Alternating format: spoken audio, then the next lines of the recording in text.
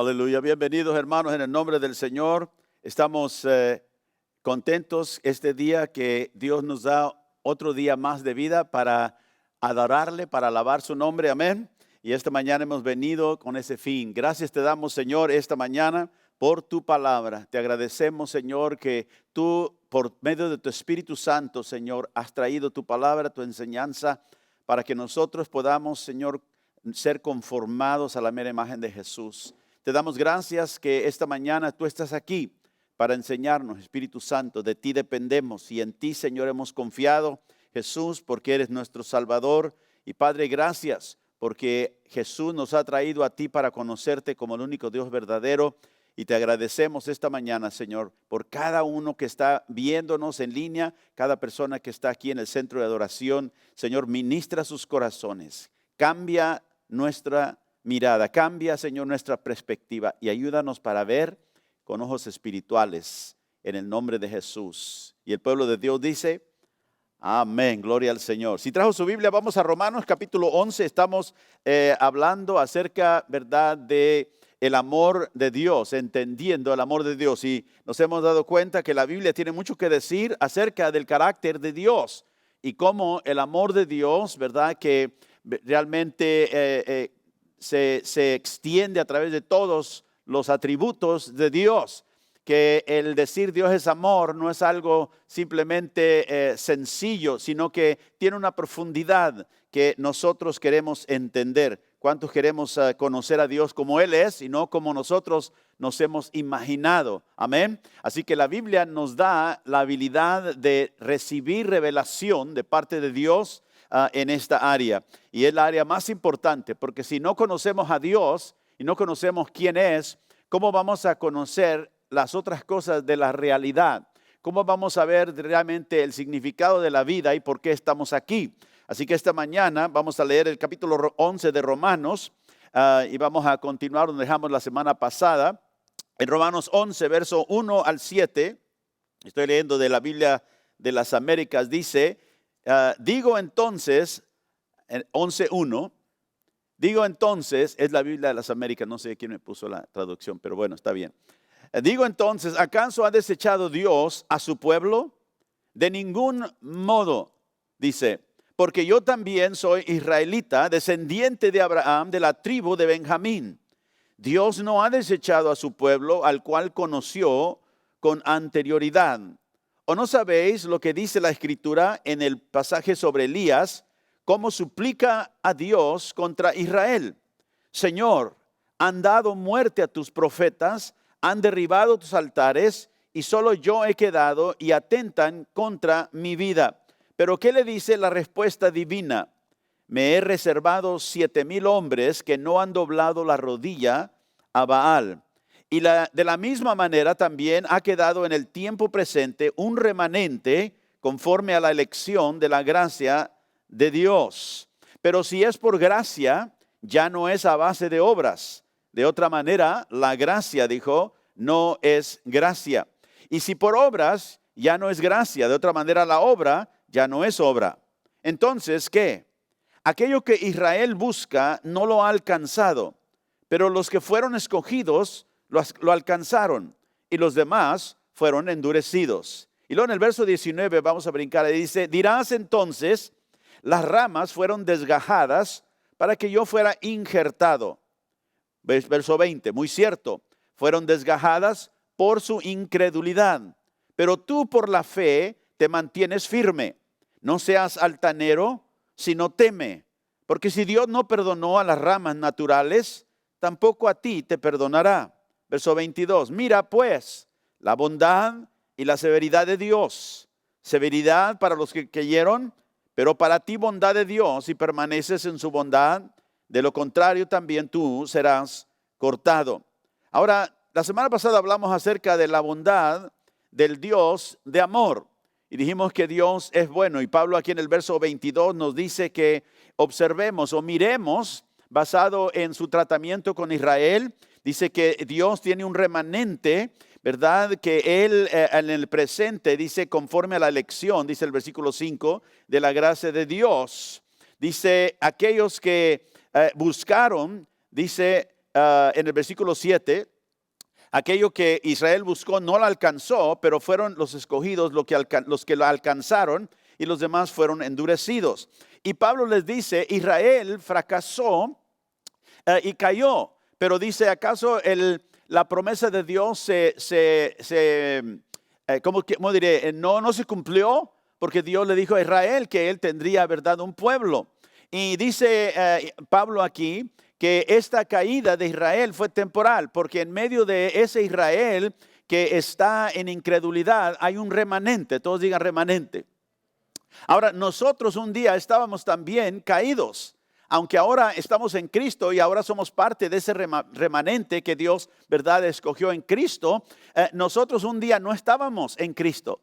Éramos de estos también que estábamos, ¿verdad?, en la oscuridad, pero porque Dios en Cristo nos había escogido, aunque estábamos perdidos, ¿verdad?, éramos ese remanente, como aquí Pablo habla, dice que hay un remanente, ¿verdad? No todos han caído, sino que Dios tiene un remanente que Él escogió, dice en el versículo 5, conforme a la elección de la gracia de Dios. Ese remanente, aunque era judío, estaba en incredulidad. Pablo dice, no nos vamos nosotros ¿cómo dijo? A creer más que ellos, que ahora ellos cayeron y nosotros hemos sido, ¿verdad?, injertados al árbol, si podemos decir así, de Dios. Sino dice, no seamos altaneros, sino debemos de ¿qué? De temer, dice el verso 20. Porque si Dios no perdonó a las ramas naturales, aquellos que tenían, ¿verdad?, el acceso, aquellos que tenían por derecho, por herencia, ¿verdad?, no recibieron, sino cayeron todavía en incredulidad. Dicen, nosotros tampoco seremos perdonados si nosotros tomamos esa actitud. Pero entonces nos lleva a este punto. Mirar entonces, pues, dice, la bondad y la severidad de Dios. Severidad para con los que cayeron. Pero para ti, para mí, dije, bondad de Dios. O sea, Dios en su amor ha sido bueno para nosotros, aunque nosotros éramos tan incrédulos como los judíos que se encuentran ahorita, muchos de ellos en la incredulidad. Y Pablo nos dice aquí que observemos que Dios no solamente es bueno, sino también es que severo. La severidad, ¿verdad?, de este Dios de amor. Ahora, la semana pasada hablamos acerca de una ciudad, ¿verdad?, que era Nínive. Y Nínive era una ciudad muy malvada, era en ese tiempo de Jonás, vino a ser la capital del imperio asirio. Y Dios fue movido a misericordia con este pueblo, esta ciudad de Nínive. Y Dios salvó a Nínive simplemente por su compasión y por el amor compasivo que Él quiso manifestar hacia este pueblo malvado. Jonás, el profeta de Dios, vimos la semana pasada que fue enviado por Dios. ¿Para qué? Para cumplir los propósitos de Dios, para que estos se cumplieran. Y a través de la advertencia que el profeta Jonás trajo, la palabra profética de advertencia a Nínive, los corazones de los ninivitas que fueron tornados a Dios. O sea que ellos se arrepintieron.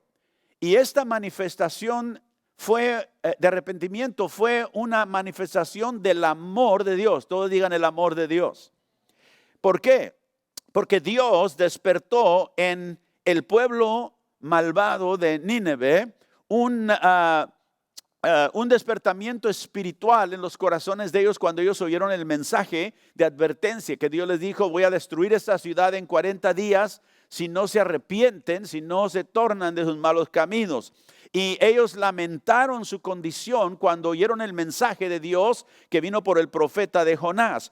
Dice Jonás 3 y verso 6, dice el versículo 6, y llegó la noticia hasta el rey de Nínive y se levantó de su silla, o sea de su trono, se despojó de su vestido y se cubrió de cilicio y se sentó sobre ceniza, que era una manera, un comportamiento que se usaba para dar para dar a conocer que alguien estaba completamente humillado. Y se sentó el rey entre el cilicio y la ceniza. El verso 7 dice que él también llamó que todos los hombres y los animales de los hombres que tenían animales se cubriesen también de cilicio. Y dice, y que ellos clamaran a Dios fuertemente. y se convirtieran cada uno de su mal camino, de la rapiña que hay en sus manos. El rey mismo no solamente se arrepintió, sino mandó también al pueblo diciéndoles, cada uno tiene que humillarse delante de Dios. Sea que Dios nos conceda que Él, ¿verdad?, se arrepienta o cambie de opinión en el pensamiento de Él, ¿verdad?, y que no nos destruya. Ahora, esta obra de arrepentimiento, cuando ellos se tornaron a Dios, no fue algo humano, porque fue algo sobrenatural. ¿Sabe usted que Dios envió un profeta, ¿verdad?, judío a un pueblo gentil que no tenía la ley, no sabía ellos nada realmente del Dios verdadero, del Dios de Israel? Y este profeta fue y les predicó un mensaje de verdad, de destrucción, un mensaje de juicio. Nos preguntamos, ¿y cómo es que ellos entonces se arrepintieron, no conociendo de este Dios que él predicaba? ¿Por qué? Porque Dios fue el que hizo la obra en ellos y los tornó en su corazón, porque el arrepentimiento, escúcheme hermano, es un don que Dios da. En Lamentaciones capítulo 5, en el libro de Lamentación capítulo 5, verso 21, Jeremías ora esto: vuélvenos, oh Jehová, a ti, y seremos, y nos volveremos, perdón. Vuélvenos, oh Jehová, a ti, y nos volveremos. Note, Jeremías está diciendo, si tú nos vuelves, si tú nos tornas, Señor, dice, entonces nosotros nos volveremos. Renueva nuestros días como al principio. O sea, Jeremías tenía esta revelación, que para nosotros volvernos a Dios, Dios tiene que actuar. Ese es el amor de Dios. Tú no puedes regresar a Dios por ti mismo. Dios, el amor de Dios te llama. Y cuando Dios trajo el mensaje de advertencia por Jonás al pueblo de Nínive, esa palabra tenía el poder para convertir el corazón. Note, esa palabra de Dios que estaba, ¿verdad?, llena del poder de Dios. Cuando Él predicó esa palabra, ellos escucharon, pero no solamente con estos oídos, sino con los oídos del corazón.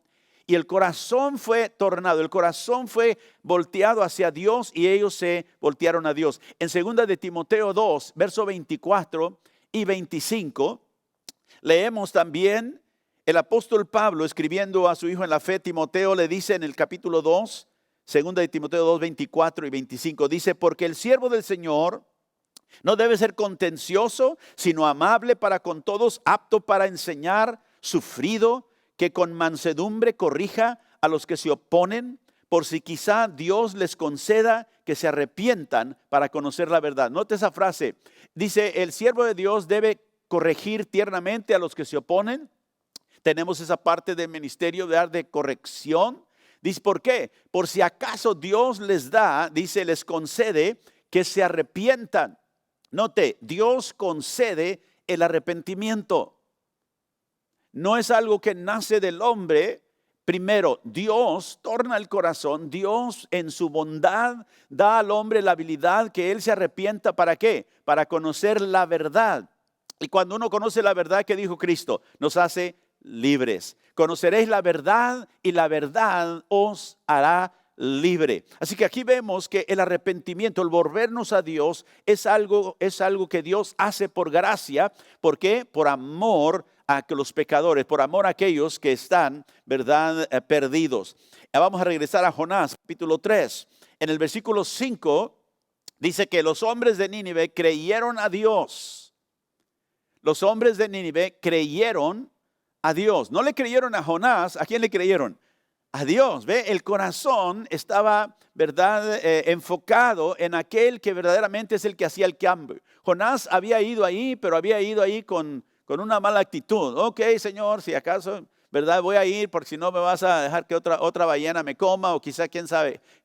Pero él fue, ¿verdad?, no con mucho ánimo, pero sí predicó fielmente la palabra. Y fue a Dios a quien ellos escucharon.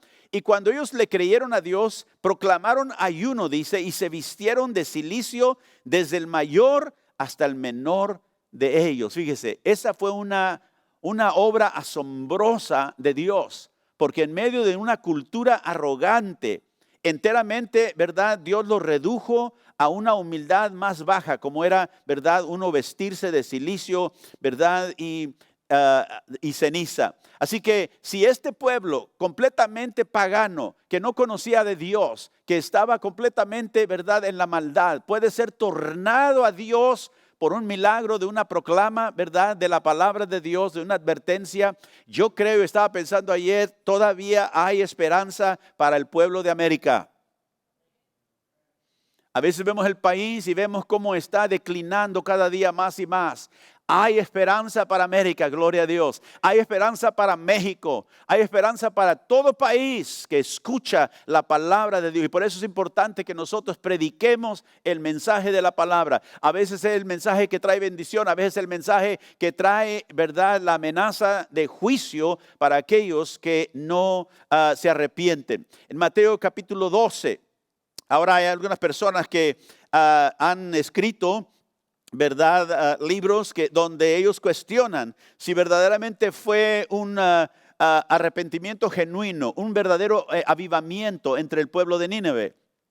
Pero Jesús mismo menciona este evento histórico en Mateo capítulo 12, el verso 40 y 41. Y dice, porque como estuvo Jonás en el vientre del gran pez 3 días y 3 noches, dijo el Señor, así estará el Hijo del Hombre en el corazón de la tierra 3 días y 3 noches. Y los hombres de Nínive se levantarán en el juicio con esta generación y la condenarán, porque ellos se arrepintieron a la predicación de Jonás. Y aquí más que Jonás en este lugar. O sea, hay uno más grande aquí que Jonás. Ya la palabra que yo les traigo. Ahora Jesús aquí menciona, ¿verdad?, a Jonás, menciona la historia en el Antiguo Testamento, ¿verdad? Y nos dice que los hombres de Nínive, dice en el juicio se levantarán y condenarán a esa generación, o sea, la generación a la cual Cristo les estaba hablando. Y Él les dice que ellos se arrepintieron, note, a la predicación de Jonás. Y dice aquí hay uno más grande que Jonás. Así que Dios había en su amor y en su bondad, ¿verdad?, sido bueno con esta generación de ninivitas. Lo vemos aquí. Sí fue un avivamiento real, porque Jesús lo reconoció.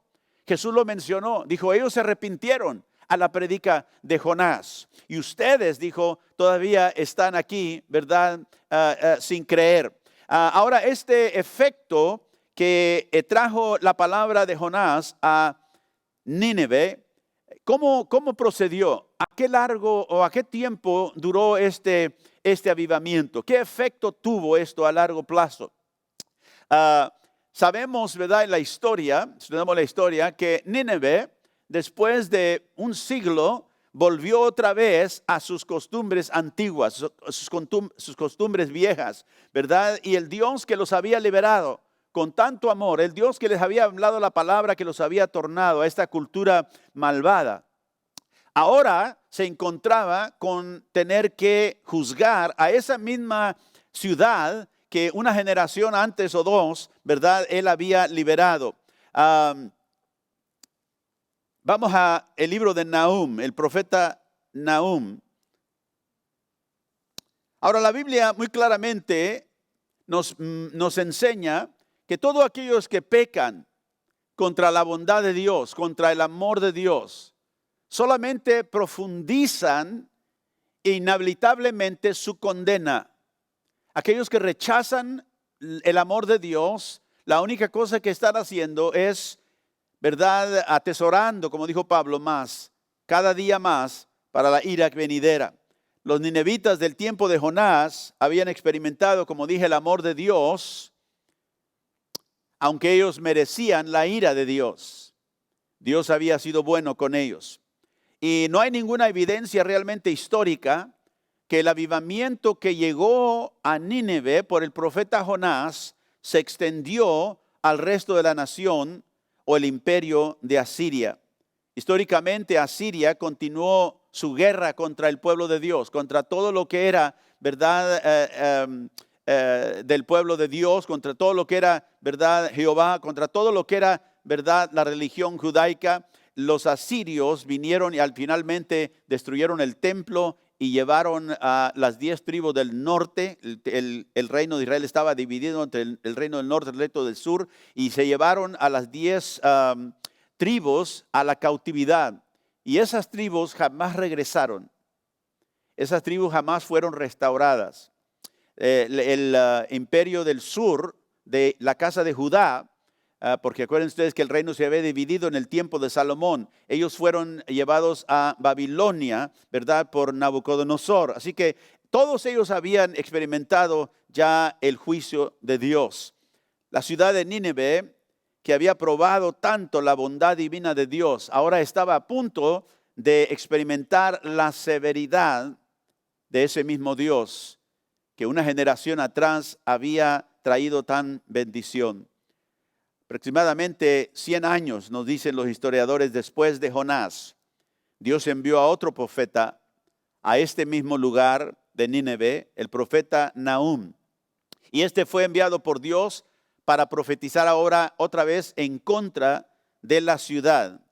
Y ahora no sería un mensaje de bendición que trajo el regreso de la ciudad a Dios, sino que ahora, ¿verdad?, por una dureza continua de corazón, porque fue aproximadamente un siglo, ¿verdad?, desde el tiempo que vino el avivamiento hasta que Dios envió a Nahum el profeta, y ahora sería un mensaje de condena.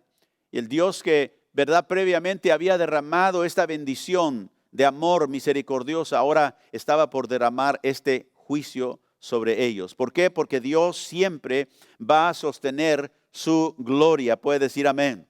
Y su juicio es tan esencial para mantener su gloria como es su amor. Lo repito, el juicio de Dios es tan esencial como el amor de Dios para mostrar la integridad, la gloria de Dios en su verdad, en su perfección completamente y enteramente. Ahora Nahum establece aquí en su carta que él escribe bajo la inspiración del Espíritu Santo el carácter de Dios, el carácter majestuoso de Dios, pero lo muestra como un juez. Y vamos a ver aquí, pero hace una presentación, ¿verdad?, de Dios en un balance hermoso. Vamos a ver, no tenemos tiempo para leerlo todo y le animo a que usted lea este libro. Son 3 capítulos, un libro, ¿verdad?, corto. Pero él establece el carácter majestuoso de Dios como juez en balance. Y vemos aquí 4 aspectos, ¿verdad?, que Nahum menciona, que muestra la perfección, el equilibrio de todos los atributos de Dios. No tenemos tiempo para hablar de ellos todos esta mañana, pero vamos a empezar a hablar de ellos. Y estos atributos que vamos a ver aquí por el profeta Nahum de Dios muestran su gloria. Es la justicia de Dios, la inflexible justicia de Dios. Vemos el poder irresistible de Dios, la misericordia infinita de Dios y la rectitud inconcebible de Dios. Así que vamos a hablar primero de la inflexible justicia de Dios. Nahum nos muestra y nos dice que Dios es un juez. Y Dios, siendo juez, tiene que ser justo. Porque si Dios falla en administrar la justicia, si Él deja de ser justo, entonces sería Él inconsistente con su propia gloria. Sería infiel a su palabra y tendría una contradicción de su persona, quién realmente Él es. En otras palabras, la base del juicio divino es el carácter de Dios. Lo repito otra vez, la base del juicio divino es su propio justo carácter. Quiere decir que Dios siempre actúa conforme a lo que Él es. No se le pase eso. Nosotros no siempre obramos conforme a lo que somos, porque a veces nosotros podemos tomar actitudes de hipocresía, ¿sí o no?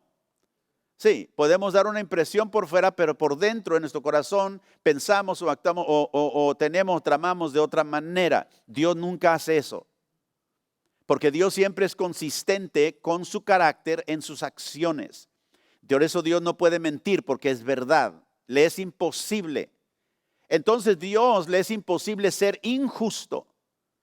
Y Dios tiene que ser justo, porque si no lo haría, como digo, sería inconsistente con su misma gloria y su persona y infiel a su palabra. La justicia de Dios es inflexible. Dios no puede cambiar. Hablamos la semana pasada en el mensaje que Dios, aunque la Biblia dice que Dios se arrepintió, es una frase que ya les expliqué, que habla acerca de lo que se observó, pero no es que Dios, ¿verdad?, cambió de opinión. Dios no cambia, Dios es inmutable. Él no cambia de pensamiento porque Él tiene todo conocimiento. Si tú sabes todo, no tienes por qué cambiar tu mente, porque tienes toda la información. Nosotros cambiamos de actitud de mente porque luego se nos presenta otro escenario que no sabíamos o no esperábamos. Pero Dios, siendo un ser supremo, y Él es, como digo, y tiene todo conocimiento, no cambia de pensar. Él no puede cambiar sus normas morales tampoco. Él es perfecto en su carácter. Y si hubiera cualquier habilidad de cambiar en Dios, Él disminuiría su perfección. Dios es perfecto, así que no necesita cambiar. Dios no puede ser, como dije, injusto. Le es imposible ser injusto. Fíjese, y qué importante es saber esto. ¿Por qué? Porque un día Dios va a traer justicia al mundo y a Él no se le pasa nada. A veces nosotros pensamos, bueno, esas personas hicieron esto, estos políticos hicieron esto, estos líderes hicieron esto y como que, ¿verdad? Ya pasó todo y no hubo justicia. No, hermanos, Dios un día va a juzgar y va a traer todo a la luz y nada se va a pasar sin el justo juicio de Dios. Su justicia es inflexible y su naturaleza como Dios, santa naturaleza, demanda que Él sea así. Que su justicia no cambie, que sea completamente, verdad, estable siempre en todo tiempo. En Nahum capítulo 1, vamos a leer aquí el versículo 1 y 2, dice, profecía sobre Nínive, libro de la visión de Nahum de Elcos. Jehová es Dios celoso y vengador. Vamos a parar ahí. Ahora el profeta nos da aquí una idea del carácter de Dios. Note que dice, es un celo que es un Dios que celoso, es un celo justo. Y este celo, que Dios tiene, es un celo exclusivo de Dios. Ahora nosotros tenemos la habilidad de ser celosos, pero muchas veces nuestro celo es tachado por, ¿verdad?, la corrupción del pecado. Pero Dios es celoso y su celo es justo. Este celo es exclusivo para Dios. Quiere decir que Dios es celoso sobre su nombre, sobre su gloria. Él es intolerante de la incredulidad, de la rebelión, de la deslealtad o la infidelidad. Cuando el pueblo de Dios se iba tras otros dioses, Dios traía juicio sobre el pueblo, porque Él es intolerante de la deslealtad. Puede decir gloria a Dios. Por eso en el matrimonio, Dios, como Dios es un Dios de pacto, Él creó un pacto. Y dice, el hombre y la mujer serán uno. Lo que Dios ha unido, el hombre no lo separe. ¿Ve? A veces nosotros tomamos esas actitudes, esas cosas, ¿verdad?, muy ligeramente, pero Dios no. Por eso dice la Biblia, Dios odia el divorcio. Dios es un Dios, ¿verdad?, intolerante de la infidelidad y la deslealtad. Dios exige a Él que se le dé el lugar que le corresponde por encima de todo. Por eso tenemos el más grande mandamiento, es que amarás al Señor tu Dios con todo tu corazón, no parte, todo. Y es un mandamiento, no es una sugerencia, ¿verdad? Con todo tu corazón, con toda tu alma, con toda tu mente, con todas tus fuerzas. Es el mandamiento de Dios. ¿Y por qué? Isaías 46, verso 9, nos dice que no hay nadie como Él. Dice el Señor, acordaos de las cosas pasadas desde los tiempos antiguos, porque yo soy Dios. Y no hay otro Dios, y no hay semejante a mí. Dios dice, no hay otro Dios y no hay otro que se parezca a mí. Aunque fuera, no hay ninguno como yo. Él guarda, hermanos, celosamente su nombre contra todos los que quieran disminuir la gloria de ese nombre. En Isaías 42, verso 8, dice la Biblia, las Américas, dice, yo soy el Señor, ese es mi nombre. Mi gloria a otro no daré, ni mi alabanza a imágenes talladas. Dios dice, a otros no daré ¿qué? mi gloria no la comparto con otros, ni mi alabanza a imágenes talladas, o sea, dioses falsos. Por eso Dios está en contra de la idolatría y castiga la idolatría, ¿verdad? Seriamente, la juzga. En Isaías ahí 48, en el versículo 11, leemos también, por mí, por amor de mí mismo lo haré, dice Dios, para que no sea amancillado o profanado mi nombre, y mi honra no la daré a otro. Note, Dios dice, yo haré esto por amor de mí mismo, para que no sea mi nombre profanado. Dios guarda celosamente, ¿verdad?, la gloria de su nombre. Por eso el Señor dijo que no debíamos de jurar por su nombre. Amén. El nombre del Señor es santo y nosotros tenemos que honrarlo. Dice, yo no daré mi honra a otro. Por eso Dios, como dije, odia la idolatría. Dios no quiere que honremos a aquello que no tiene sustancia. Él es el Dios verdadero. Ahora, esta enseñanza empezó desde el principio, cuando Dios le dio a Moisés los 10 mandamientos. Vea conmigo el libro de Éxodo, el capítulo 20. Éxodo capítulo 20, el verso 2. Dice, yo soy Jehová tu Dios. Le dijo Dios al pueblo que te saqué de la tierra de Egipto, de casa de servidumbre. No tendrás que dioses ajenos delante de mí. No tendrás dioses ajenos, dioses extraños, dioses de las naciones, dioses, ¿verdad?, que han sido formados por la imaginación del hombre. No habrá otro Dios más que yo, les dijo. El segundo mandamiento, en el verso 4, les dice, no te harás imagen ni ninguna semejanza de lo que está arriba en el cielo, ni abajo en la tierra, ni en las aguas debajo de la tierra. Verso 5, no te inclinarás a ellas, ni las honrarás. ¿Por qué? Porque yo soy Jehová tu Dios, fuerte y celoso. Dice, que visito la maldad de los padres sobre los hijos hasta la tercera y cuarta generación de los que me aborrecen. Yo soy Jehová tu Dios, soy fuerte y soy celoso. En el tercer mandamiento, el verso 3, les dice, no tomarás el nombre. ¿Por qué? Porque Dios guarda la gloria y la honra de su nombre. No tomarás el nombre de Jehová tu Dios en vano, porque no dará por inocente Jehová al que tomare su nombre en vano. Ahora, hermano, esto es muy serio, que no tomemos el nombre de Jehová, de Dios, ligeramente. Y el nombre de Jehová es santo. Y dice, no lo tomarás como cualquier otro nombre. No lo tratarás como tratas cualquier otro. No, el nombre de Jehová, dice, es santo y no lo tomarás en vano. Y dice el Señor, yo no daré por inocente a aquel que tomare su nombre en vano. Así que Dios, podemos decir, es muy celoso por su nombre. Puede decir amén. En Éxodo 34, 14, no lo vamos a leer, pero ahí Dios toma la palabra celoso como su nombre. Dice, cuyo nombre es celoso. Él toma ese nombre, ¿verdad? Y lo aplica a sí mismo. En Deuteronomio 4, verso 24, otra vez leemos ahí, Jehová tu Dios es fuego consumidor, Dios celoso.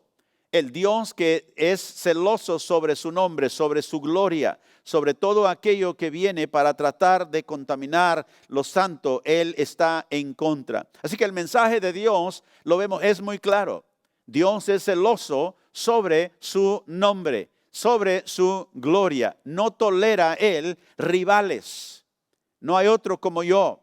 Él no permite la rebelión porque es un Dios celoso. Ahora, cuando Cristo regrese, el Nuevo Testamento, en el libro de Judas, libro antes del el último libro de la Biblia de Apocalipsis, se encuentra Judas. Leemos ahí en el verso 14 que cuando Cristo regrese, dice, de esto también profetizó Enoc, séptimo de Adán, diciendo, he aquí vino el Señor con sus santas decenas de millares para hacer juicio. ¿Para hacer qué? Juicio contra todos y dejar convictos a todos los impíos de todas sus obras impías que han hecho impíamente y de todas las cosas duras que los pecadores impíos han hablado contra él. Dios viene a hacer ¿qué? Justicia contra toda impiedad, contra todo pecado. Y es algo curioso, ¿verdad? Que menciona la palabra impío o impiedad varias veces. todos los impíos de sus obras impías, hechas impíamente, ¿verdad? Que ellos han, como dicen los pecadores, impíamente han hablado en contra de él. Así que vemos que Dios, ¿verdad? En el final, porque es celoso, va a juzgar, traerá este juicio. Ahora entonces, ¿por qué toda esta atención al celo de Dios en un libro que presenta su amor? Porque el celo, hermanos, de Dios es una expresión del amor de Dios. El celo es posible solamente en una relación de amor, ¿sí o no? Solamente en una relación de amor el celo es conocido. Dios es celoso precisamente porque Él ama. Si Él no amara, no tendría por qué tener celo. Pero el celo o Dios ser celoso es cuando los objetos de su amor, nosotros, somos atraídos por el pecado o la maldad o la idolatría. El celo de Dios se mueve hacia nosotros porque nos ama. Y los que deben amarlo, tampoco debemos de desafiarlo. La Escritura nos habla de eso, ¿verdad? Cuando nosotros ponemos nuestro amor sobre otras cosas, cuando no amamos a Dios con todo nuestro corazón, cuando no lo amamos sobre todas las cosas, cuando preferimos a objetos menores, el celo de Dios se mueve en actividad porque Él es celoso sobre aquellos que Él ama, porque así es su persona. Ahora, el celo supremo de Dios, ¿cuál es? ¿Qué sería el celo supremo de Dios? Y el celo supremo de Dios manifestado, ¿verdad? La Biblia nos dice que es en contra de todo aquel que desprecia a su Hijo. Mire, 1 Corintios 16, 22 se encuentra una palabra muy firme, podemos decir dura, pero dice: el que no amare al Señor Jesucristo, sea que anatema. Esa palabra anatema, ¿verdad? Viene de dos palabras realmente puestas juntas que quiere decir maldición de Dios. ¿Verdad? Tema viene la palabra teos, que es la palabra por Dios. Es la maldición que viene de Dios. O sea, maldito, condenado, el que no ama. ¿Por qué? Porque es la verdad. El que rechaza a Cristo, su futuro no está muy, ¿cómo diré? Muy bonito por delante. No le queda algo bueno. Cuando el Señor venga, y dice aquí, el Señor viene. Todo el que no amare al Señor Jesús sea anatema, sea condenado. A veces no leemos estas porciones de la Escritura y nunca pensamos que están ahí, porque no los hemos leído. Nos sorprende cuando lo leemos. ¿Por qué? Porque Dios guarda de su gloria y todo aquello que es en contra de eso algún día será, ¿verdad?, destruido. El celo supremo de Dios, ¿verdad?, está en contra de todos los que desprecian a su Hijo. Será maldecido, maldito todo aquel que no ama al Señor Jesucristo. Vamos a regresar al profeta Nahum, al libro de Nahum. Así que después de años de paciencia y la bondad que Dios mostró con el pueblo de Nínive, vimos la semana pasada, ahora finalmente Dios envía al profeta Nahum, como dije, 100 años aproximadamente después de la bendición que él envió a Nínive. Ahora Dios envía otro profeta a darles otra palabra de que viene el juicio, y su justicia es inflexible. A través de todos esos años, 100 años, Dios pacientemente esperó. El avivamiento que empezó al finalmente, ¿verdad?, decayó. No sabemos la razón por qué. Quizás muchas de esa generación, claro, muchos de ellos murieron, pero quizás no pasaron eso a sus hijos. Y vino a ser un pueblo una vez más, ¿verdad?, malvado. Y dice la Biblia en Nahum 1:2, como dije, el profeta introduce a Dios aquí como celoso y vengador. ¿Celoso y qué? Y vengador. Nahum 1:2 dice: Jehová es vengador y lleno de indignación. Se venga de sus adversarios y guarda o reserva enojo para sus enemigos. Keep that on the screen, please. Note que dice aquí es vengador. Ahora, como dije en una de las enseñanzas pasadas, que a veces la gente lee versículos como esto en el Antiguo Testamento y dice, ese Dios del Antiguo Testamento está diferente al Padre que Jesús, ¿verdad?, nos muestra en el Nuevo Testamento y nos habla del amor de Dios. Sí, es el mismo Dios.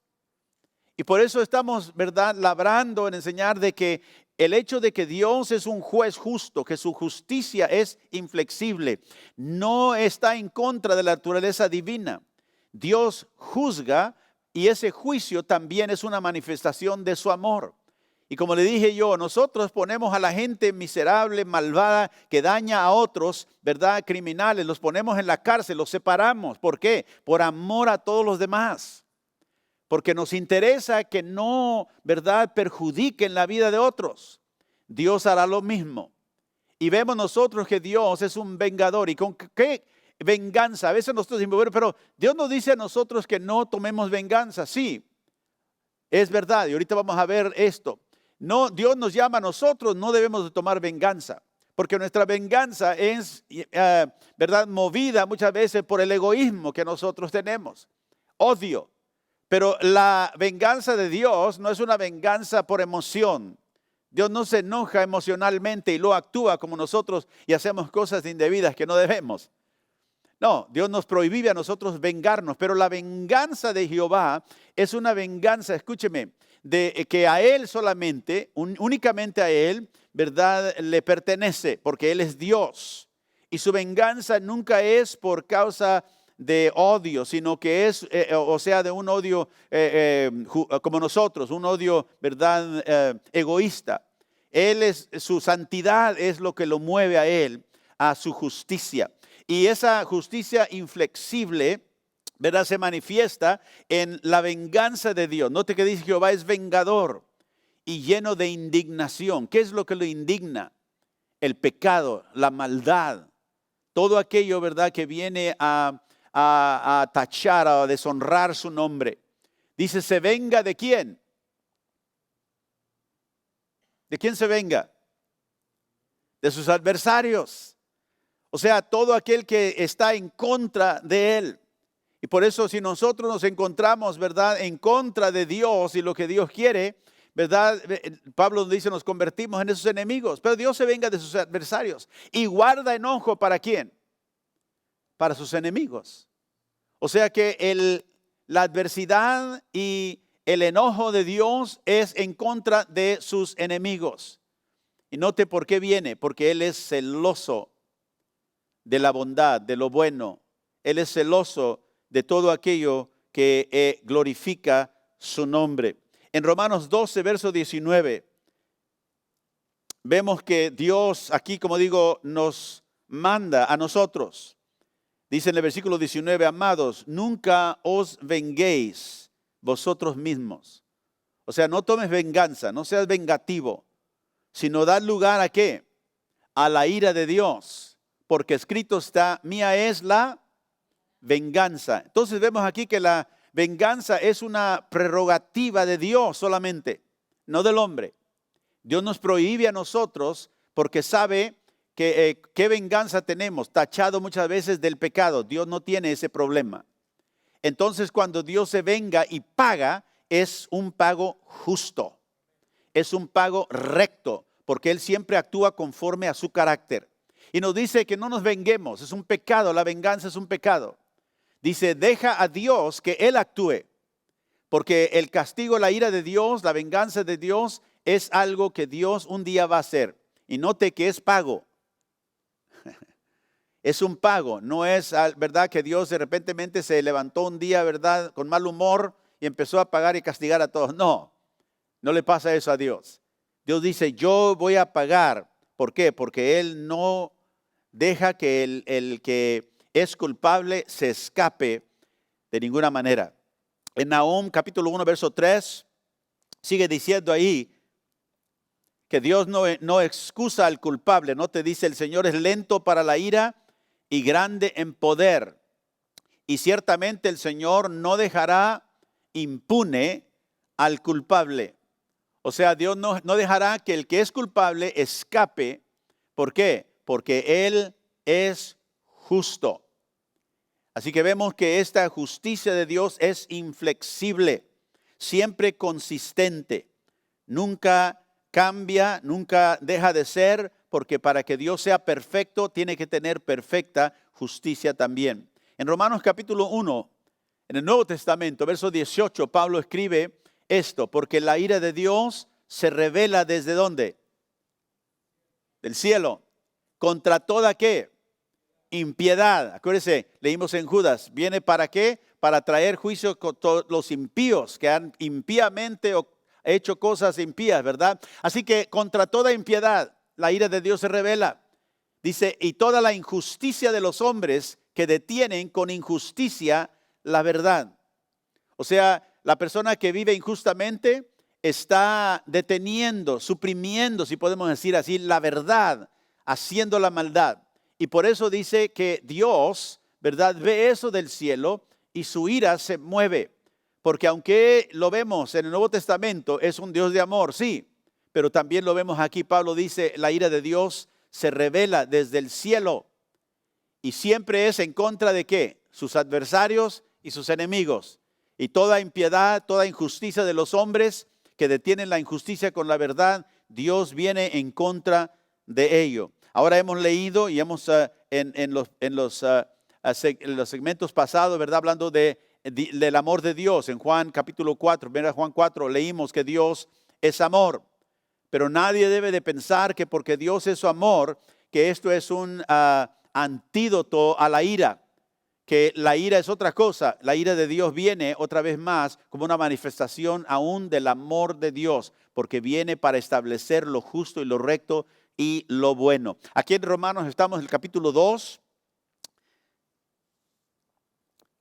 Nos dice Pablo aquí que aquellos que están, ¿verdad?, en el pecado, que la bondad de Dios no se da como consuelo para los pecadores, los que quieren seguir en su maldad, sino que la bondad de Dios viene precisamente por la razón contraria. Note lo que dice: o tienes en poco las riquezas de su bondad, le dice Pablo a la iglesia en Roma.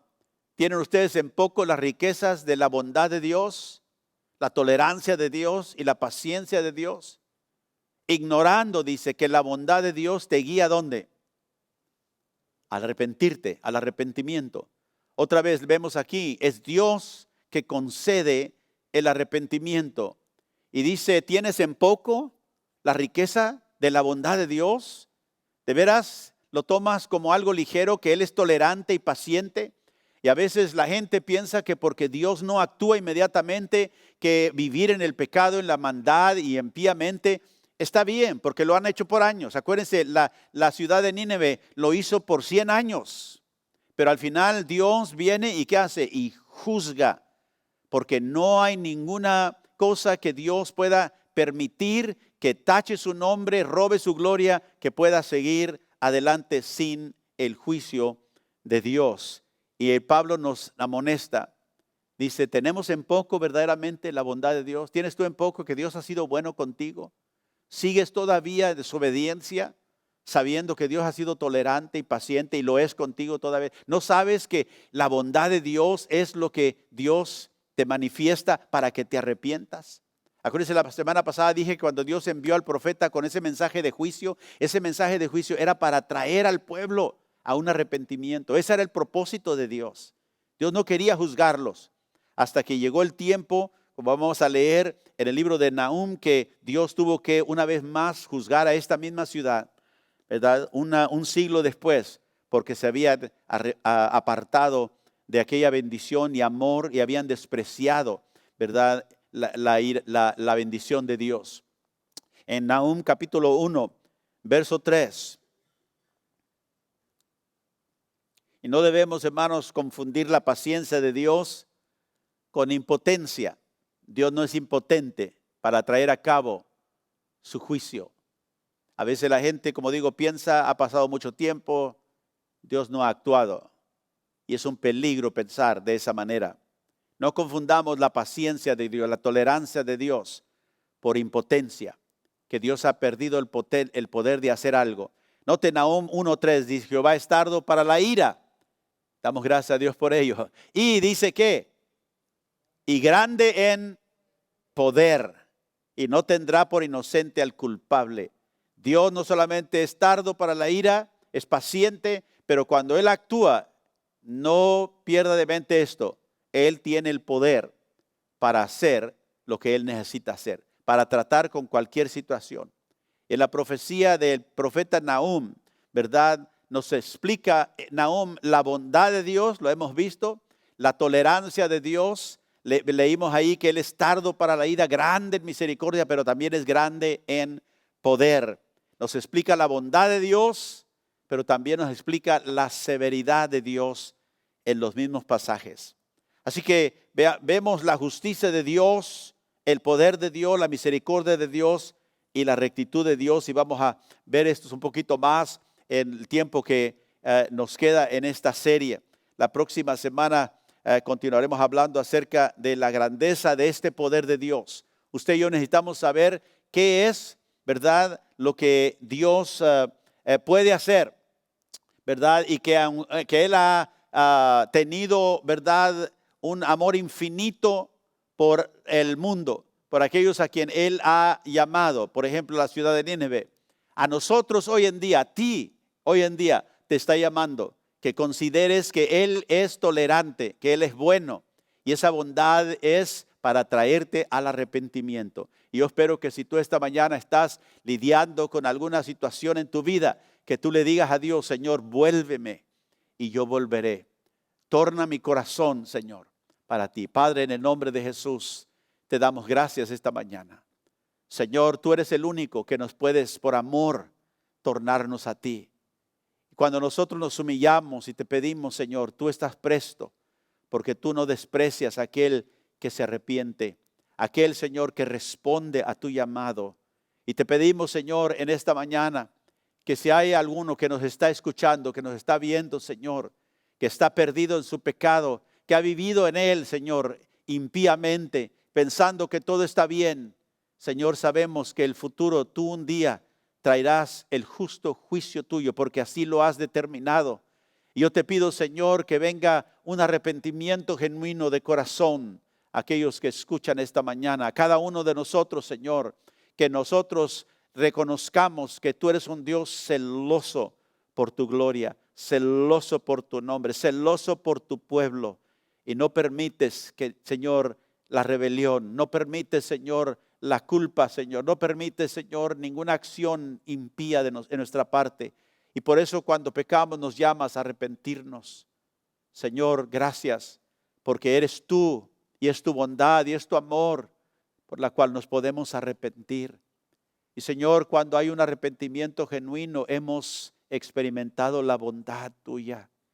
Y a veces no nos damos cuenta por la ignorancia que tenemos de tu palabra, pero gracias, Señor, que esta mañana nos enseñas que el venir y tornarnos a ti es por misericordia.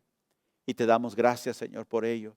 Te agradecemos, Señor. No permitas que, como en la ciudad de Nínive, que empezó con una bendición de gloria, Señor, y al final se apartó otra generación, que nuestros hijos, que nuestros nietos, Señor, lleguen a vivir aparte de la bendición tuya. Ten misericordia, Señor, de nuestras familias. Te lo pedimos en el nombre de Jesús y te damos gracias porque eres un Dios de amor, que nos amas y por eso vienes a nosotros, nos corriges, nos llamas, Señor, a dejar toda maldad atrás, a amarte con todo nuestro corazón. Yo te pido, Señor, por cada uno que está aquí esta mañana. Tú sabes, Señor, lo que ellos, en el conflicto, Señor, que hay en algunos en su corazón. Padre, ayúdalos, que ellos verdaderamente en humildad delante de ti, como este rey, Señor, que en silicio, Señor, se humilló, Señor, en ceniza se humilló y tú escuchaste que nuestro corazón también sea humillado. Ayúdame, Señor, ayúdanos, Señor, para vivir una vida que te agrada a ti. Gracias por enviar a Jesús en tu gran amor para hacer esto posible para nosotros, en el nombre de Jesús. Amén.